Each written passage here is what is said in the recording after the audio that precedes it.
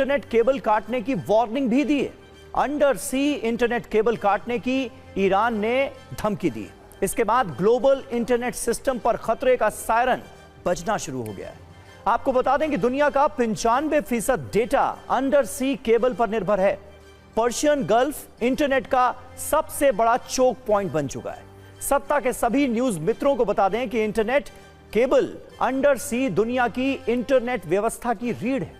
यह समुद्र के तल पर बिछी हुई ऑप्टिकल फाइबर केबल्स होती हैं, जिनके जरिए महाद्वीपों के बीच internet, phone calls, video, data और लगभग सारा अंतरराष्ट्रीय ट्रैफिक चलता है। दुनिया भर में 600 से ज्यादा एक्टिव और planned undersea cable system है।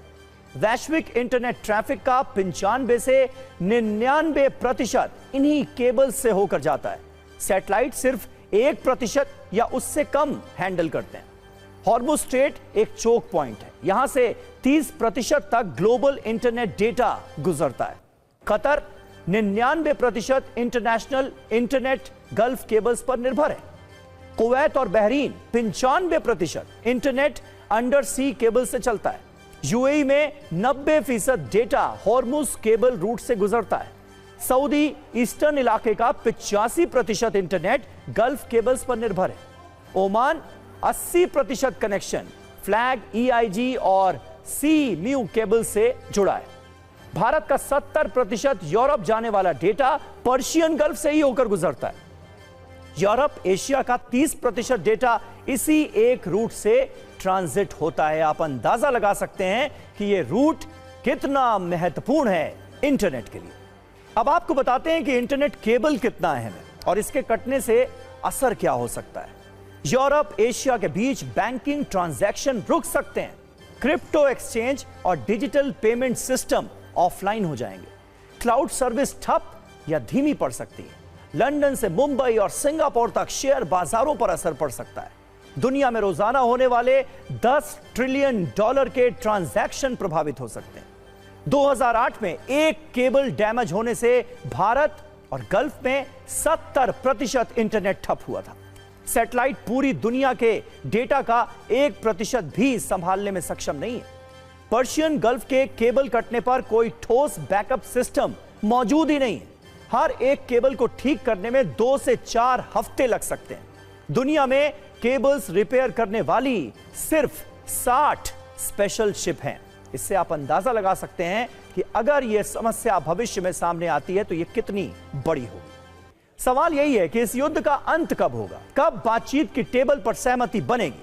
फिलहाल इसके आसार नहीं दिख रहे हैं। जो खबरें आ रही हैं, जो तस्वीरें आ रही हैं, उसके आधार पर यह कहा जा सकता है कि युद्ध अभी रुकने वाला नहीं है, क्योंकि जंग के 24वें दिन भी तेहरान में भीषण बमबारी हुई। अमेरिका इजराइल के हमलों से ईरान में कोहराम मचा हुआ है।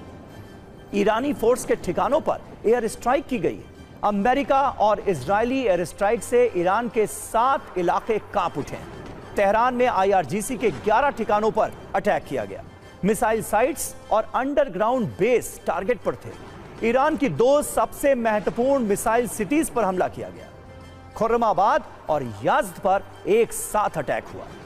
ईरानी स्वास्थ्य मंत्रालय के मुताबिक इजराइल के हमलों में अब तक करीब 1500 लोगों की मौत हो चुकी है। 18,000 लोग घायल हैं। इजरायली सेना का दावा है कि 6,000 ईरानी सैनिकों की मौत हुई, 15,000 घायल हैं। ईरान में 8,000 से ज्यादा सैन्य टारगेट्स पर एयर स्ट्राइक की गई है। करीब 200 बैलिस्टिक मिसाइल लॉन्चर पूरी तरह से नष्ट किए गए। पर इसका बुरा प्रभाव पड़ सकता है। तो जैसे जैसे ट्रंप के अल्टीमेटम का वक्त नजदीक आ रहा है, वैसे वैसे ही दुनिया भर में इंटरनेट ठप होने का खतरा बढ़ रहा है। तो दुनिया की डिफेंस एक्सपर्ट का मानना है कि अगर अमेरिका ने ईरान पर हमला किया तो ईरान बारूदी सुरंग से इंटरनेट केबल्स की लाइन उड़ा देंगे। स्ट्रेट ऑफ हॉर्मुज प्रभावित होने से दुनिया भर में एनर्जी क्राइसिस के बाद अब इंटरनेट ठप होने का खतरा भी है। और इसकी वजह है कि हॉर्मुज रूट से न केवल दुनिया का 20% कच्चा तेल और 25% LNG गुजरती है, बल्कि इस रास्ते के नीचे इंटरनेट केबल्स भी बिछी हुई है। अगर इस क्षेत्र में तनाव बढ़ता है या केबल्स को नुकसान पहुंचता है तो भारत समेत पूरी दुनिया में इंटरनेट की स्पीड स्लो हो सकती है। एक्सपर्ट्स का मानना है कि ये इलाका सिर्फ एनर्जी चोक पॉइंट नहीं बल्कि एक डिजिटल चोक पॉइंट भी है।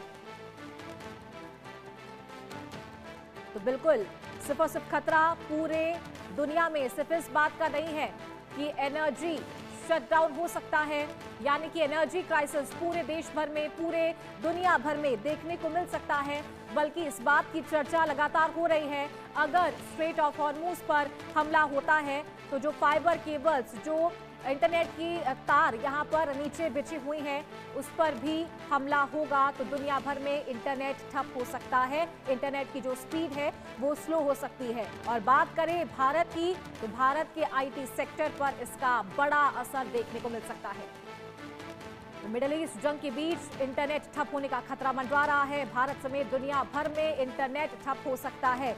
हॉर्मुज में बिछी केबल्स को नुकसान पहुंचा सकता है ईरान।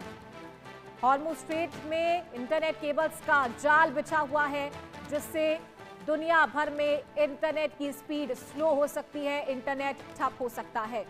तो एनर्जी क्राइसिस के साथ साथ आईटी सेक्टर को भी बड़ा नुकसान पहुंच सकता है।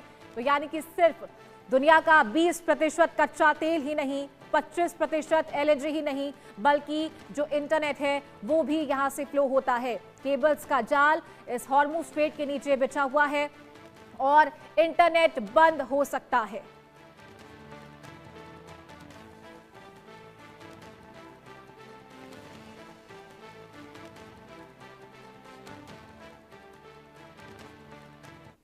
और आगे बढ़ते हैं, क्या मिडिल ईस्ट जंग से दुनिया में तेल संकट के बाद अब इंटरनेट संकट गहरा सकता है, क्योंकि समुद्र में केबल्स है और इसे ईरान काट सकता है। अगर ऐसा हुआ तो भारत सहित पूरी दुनिया में इसका गंभीर परिणाम पड़ सकता है और इससे आईटी सेक्टर जैसे क्षेत्र में काफी नुकसान भी हो सकता है। साथ ही दूसरी मुश्किलें भी खड़ी हो सकती है। एक रिपोर्ट देखिए।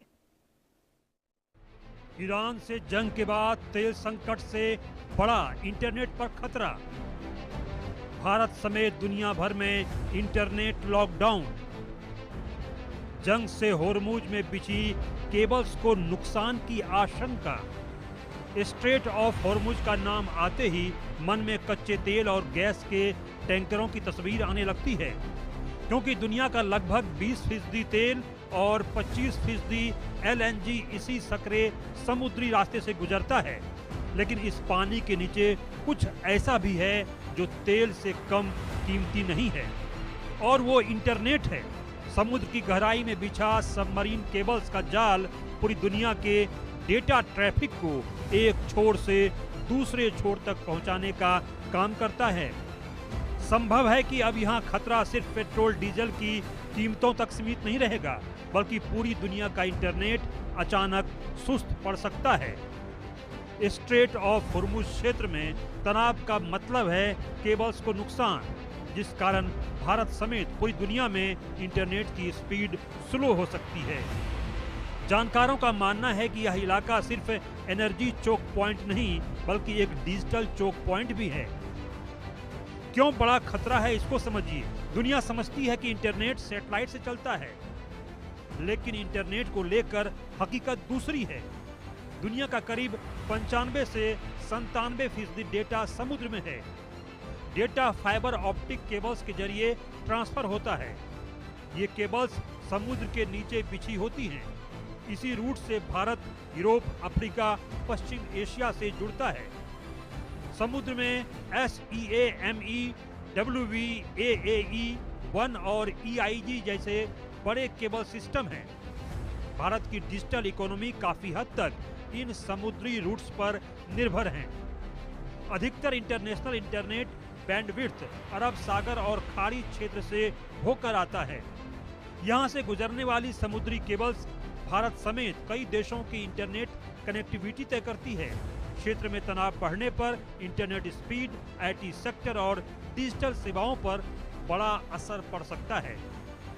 अगर केबल्स को नुकसान होता है तो ट्रैफिक को लंबे पैसिफिक रूट पर डाइवर्ट करना पड़ेगा। इससे लेटेंसी यानी डेटा ट्रेवल टाइम बढ़ जाएगा, जिस कारण इंटरनेट स्लो हो जाएगा। यूट्यूब, इंस्टाग्राम और नेटफ्लिक्स जैसे प्लेटफॉर्म्स पर बफरिंग बढ़ जाएगी। वीडियो कॉल और क्लाउड सर्विस में भी दिक्कतें आ सकती हैं।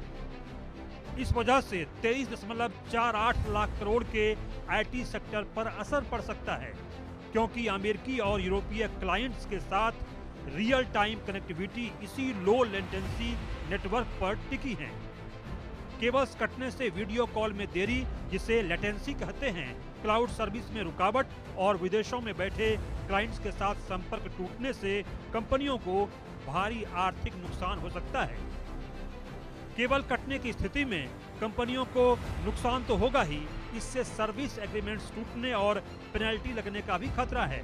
इसके अलावा खाड़ी देशों से आने वाली रेमिटेंस यानी पैसा भेजना और स्विफ्ट जैसे बैंकिंग ट्रांजैक्शन भी धीमे पड़ सकते हैं। हालांकि तकनीकी रूप से इंटरनेट को पूरी तरह बंद करना नामुमकिन है, क्योंकि यह ऑटोमेटिक अपना रास्ता बदल लेता है यानी रीरूट कर लेता है।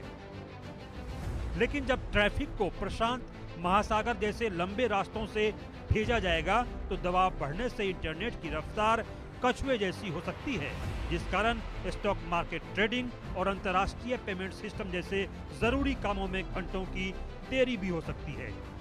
जैसे ही अमेरिका और इजराइल की एयर स्ट्राइक शुरू हुई, ईरान ने खुद ही अपना इंटरनेट लगभग बंद कर दिया। रिपोर्ट्स के अनुसार देश से बाहर जाने वाला इंटरनेट ट्रैफिक करीब 99% तक गिर गया। दुनिया हैरान थी कि कोई देश खुद ही अपना इंटरनेट क्यों बंद करेगा, लेकिन यहीं से असली बात समझ आती है। दरअसल मिडिल ईस्ट में जारी जंग के बीच ऐसी आशंका जताई जा रही है कि ईरान समुद्र के नीचे इंटरनेट केबल काट सकता है। हालांकि ईरान के पास अपना एक अलग नेटवर्क है, जिसे नेशनल इंफॉर्मेशन नेटवर्क यानी NIN कहा जाता है। यह एक घरेलू इंटरनेट सिस्टम है जो इस तरह बनाया गया है कि अगर ग्लोबल इंटरनेट बंद भी हो जाए तो देश के अंदर जरूरी सेवाएं चलती रहें। इसमें सरकारी वेबसाइट, बैंकिंग सिस्टम और जरूरी संचार बिना रुकावट के काम करते रहते हैं। लेकिन जिस तरह से जंग में तनाव बढ़ रहा है, उससे ये आशंका भी है कि ईरान इन केबल्स को नुकसान भी पहुंचा सकता है। Bureau report, India news. तो भारत के लिए क्या बड़ा खतरा है वो आपको ग्राफिक्स के जरिए समझाते हैं। जो स्थिति फिलहाल युद्ध की बनी हुई है, एनर्जी क्राइसिस तो है ही साथ दुनिया भर में इंटरनेट प्रभावित हो सकता है अगर स्ट्रेट ऑफ हॉर्मुज पर हमला यहां पर अमेरिका के द्वारा किया जाता है। ग्राफिक्स के जरिए आपको समझाते हैं कि समुद्र के नीचे से 97% ग्लोबल डेटा गुजरता है। फाइबर ऑप्टिकल जो केबल्स है वो यहां पर बिछाए गए हैं। ये केबल समुद्र के नीचे बिछी होती है, जो कि स्ट्रेट ऑफ हॉर्मुज के नीचे बिछी हुई है। भारत को यूरोप, अफ्रीका और पश्चिम एशिया से जोड़ने वाली केबल्स इसी रूट से गुजरती है। इसमें SEA, MEWE, AAE1 और EIG जैसे बड़े नेटवर्क्स हैं। भारत की डिजिटल इकोनॉमी काफी हद तक इन समुद्री रूट्स पर निर्भर रहती है।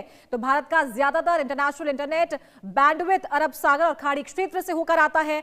अगर केबल्स को नुकसान होता है तो ट्रैफिक को लंबे पैसिफिक रूट पर डाइवर्ट करना होगा, जो कि एक लंबा समय लेगा और इसलिए लेटेंसी यानी कि डेटा ट्रैवल टाइम बढ़ जाएगा अगर इंटरनेट ठप होता है। तो यूट्यूब, इंस्टाग्राम और नेटफ्लिक्स जैसे प्लेटफॉर्म्स पर बफरिंग बढ़ जाएगी क्योंकि इंटरनेट स्लो हो जाएगा। वीडियो कॉल और क्लाउड सर्विस में भी दिक्कतें आ सकती है क्योंकि ये सभी चीजें इंटरनेट स्पीड पर डिपेंड करती है। भारत का IT और आउटसोर्सिंग सेक्टर करीब $250 बिलियन का है।